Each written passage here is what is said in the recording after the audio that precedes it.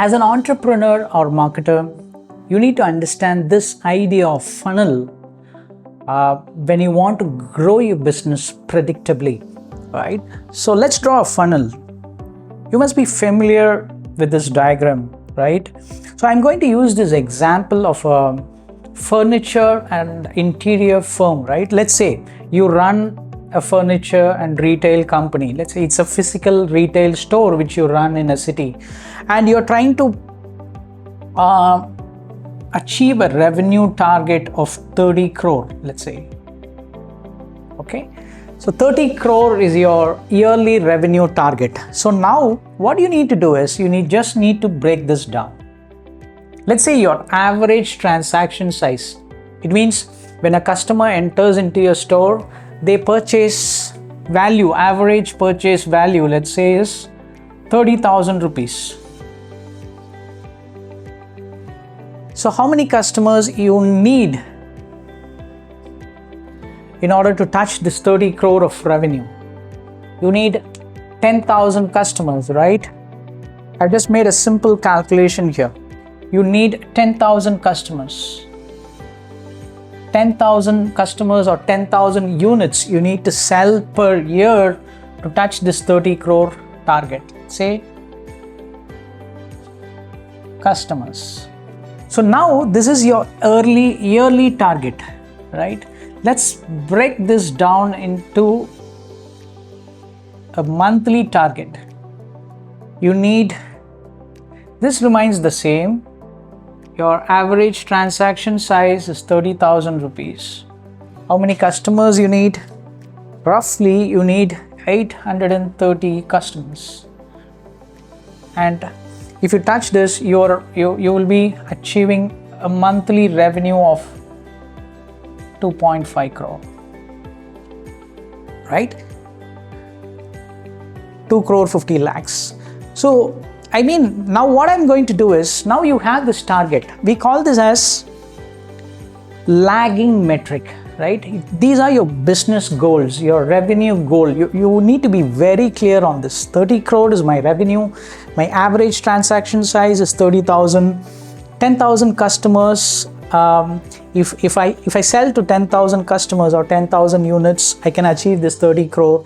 When it comes to my monthly targets, 30,000 average transaction size is 830 units I need to sell in order to achieve this 2.5 crore. And if I do this consistently every single month, I'll achieve this 30 crore revenue, right? Now, the idea is you need 830 customers every single month. Let's assume you have product selection is good, you understood your market very well. You have stocked the right products, your storefront is really good, your visibility is good, your store is in the right location, and you attract some natural traffic. You attract footfalls if you keep your store in the right location. So you need traffic to your store. That's what I'm trying to say essentially. And most importantly, you need a predictable traffic to your store if you want to achieve this 30 crore. We always say this statement, right? Hope is not a marketing strategy. It means you cannot wish to touch this 30 crore revenue just by opening your store on a daily basis. That's what we are going to discuss when it comes to funneling down, right? We discussed we need 830 customers, right? Units we need to sell every single month, right? Let's funnel it down. This is a very, very important concept which you need to understand, right? There is a famous mental model which I have learned from the book 7 Habits of Highly Effective People. Begin with the end in the mind, right? This is the end, 30 crore. And you need 830 customers per month in order to touch 2.5 crore revenue per month so that you can predictably achieve 30 crore.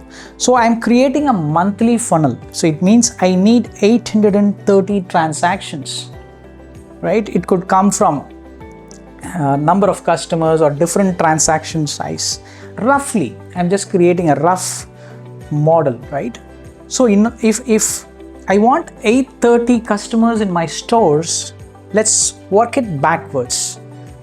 How many customers need to come? Let's say I'm making some assumptions. This also you need to work it out based on your experience, or you can start a campaign and create a funnel, experiment it and see how the conversion happens across the funnel, right?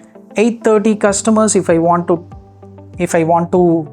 sell to, let's say I need 2,500 walk-ins, because not every customer purchases my transaction size of 30,000. Let's make that assumption.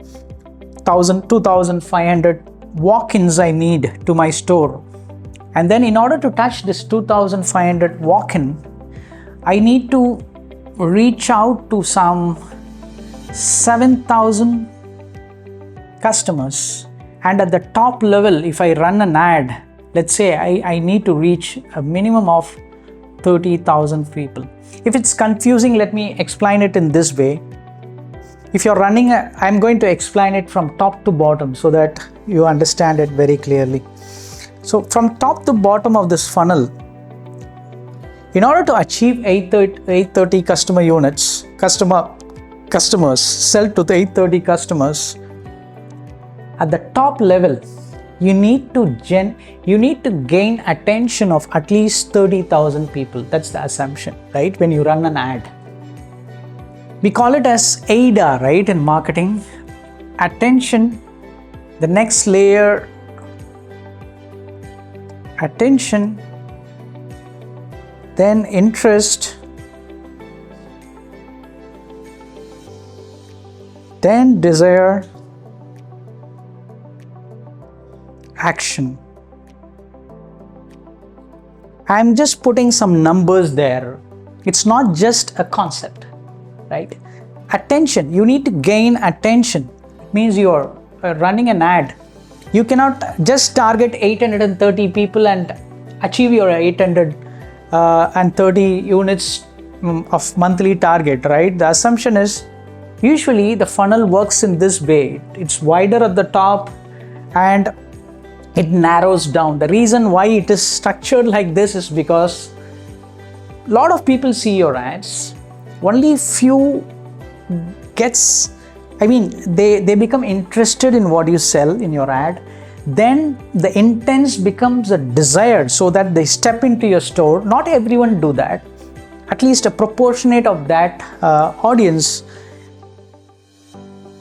come enter into your store. Let's say that number is 2,500, and not everyone who enters your stores buys. There could be window shoppers, some normal inquiries also. So only 830 end up buying. Most of the times, entrepreneurs get stuck here. Let's say in this case, your furniture and retail company, they expect store visits and they expect some monthly sales of 830.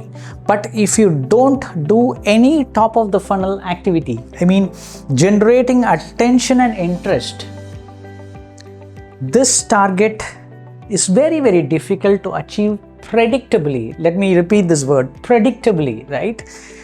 You could run several funnels, right? You could run an advertising funnel, a paid advertising funnel, where you need to fine tune, refine, you choose several mediums. It could be Facebook, or you could even, if you're very clear about your target market, you can even run the funnel with some 2 or 3 different medias. Usually I would always recommend entrepreneurs to start with one channel, fine tune this funnel. If not 830, put in some minimum amount of money and ensure that your audience is moving to the next stage of the funnel, right? There are a lot of optimizations which you need to do. I am just giving you a broad structure. Each and every stage you need to do some optimization. For example, when you run an ad, you need to ensure, go back to the marketing strategy which we have discussed. Are we targeting the right market? Is the messaging right? Am I using the right media vehicle for effective outreach? This has to be fine-tuned consistently based on the metrics, right? You measure the clicks and you measure your website traffic or people who show some interest, and then when you are in the store, you ask your customers how did they come to know about your store, and they say that they have seen your ad. So every kind of measurement I've noticed in my consulting engagements, I at least have 25 to 30 measurement points in order to ensure that you're moving through your audience predictably to each and every stage so that you can achieve this monthly target.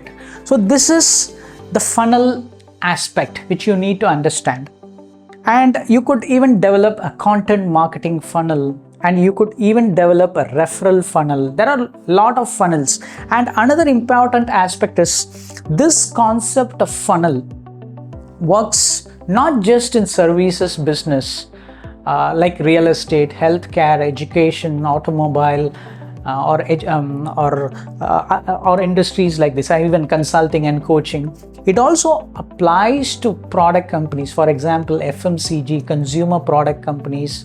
And when it comes to service businesses, fashion and retail, this idea of funnel is a universal concept in marketing.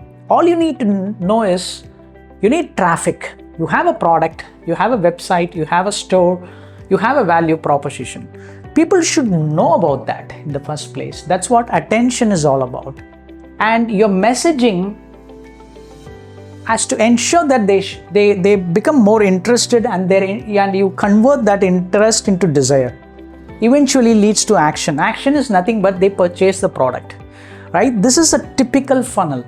And every now and then when I notice an entrepreneur or marketer, I ask this simple question, whatever business it could be. What is their marketing strategy, which we have discussed earlier, and how their funnel looks like. I optimize everything inside this funnel. And top of this funnel is what we discussed as market, message, media, intersection of all these three things. So now, if you want to grow your business, most businesses, particularly services businesses, stop here, right? I'm going to talk about 3 broad areas through which you can increase the revenues of your business. One is increase the number of customers, right? This is one aspect. You, for example, currently if you're selling to 200 customers or 200 units per month, you need to increase it to 830 in order to touch your 2.5 crore of revenue and your overall revenue target of 30 crore per month. This is one way of growing a business. The second way is your staff members in your retail store has to effectively cross-sell and upsell more products to them. That's another way of increasing your revenues. For example, if your customer is entering into the store and if they intend to buy something for 20,000 rupees, your staff members need to educate them properly, guide them properly. It's not like selling something intrusively to them or pushing your product to them. That may lead to poor customer experience and customer satisfaction.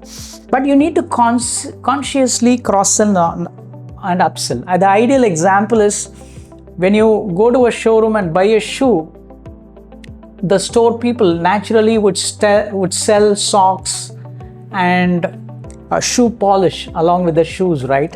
And most importantly, as an entrepreneur or marketer, you need to have allied products and services in place so that you can upsell and cross-sell effectively. Ideal example is McDonald's, right? They communicate their advertising, right? Just 99 rupees.